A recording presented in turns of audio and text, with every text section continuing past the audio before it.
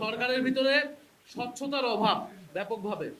কারণ এই সরকার আগের সরকারের মতোই আসলে বিভিন্ন ইস্যুতে রিয়েক্ট করছে, কথা বলছে, রাষ্ট্র পরিচালনা করছে।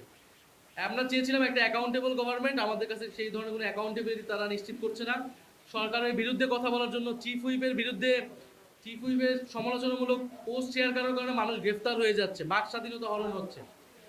এবং আন্তর্জাতিক ক্ষেত্রেও সরকার এটা ডিল করতে পারে নাই ঠিক মতো। আপনি দেখবেন যে বিভিন্ন ইস্যুতে ইরানের যে শীর্ষ নেতা খামেনি, তিনি যেন মারা গেলেন, শাহাদাত বরণ করলেন, এবং বাংলাদেশ তো রাষ্ট্রদূত ইরানের, উনি কিন্তু সেদিন আক্ষেপ করে বলেছেন যে শুধু একটি দল, ওনার কাছে হয়তো একটু ভুল ইনফরমেশন ছিল, জাতীয় নাগরিক পার্টি এনসিপির পক্ষ থেকেও শোক বইয়ে স্বাক্ষর করা হয়েছিল, কিন্তু সরকারের পক্ষ থেকে কোনো ধরনের ওনাদের সাথে এঙ্গেজমেন্ট ছিল না, কোনো ধরনের শোক জানানো হয় না, উনি কিন্তু আক্ষেপ করেছেন ইরানের যে রাষ্ট্রদূত। ফলে কূটনৈতিক জায়গায় তো সরকার কোনো ভারসাম্যমূলক কূটনৈতিক গ্রহণ করছে বলে আমাদের কাছে মনে হচ্ছে না।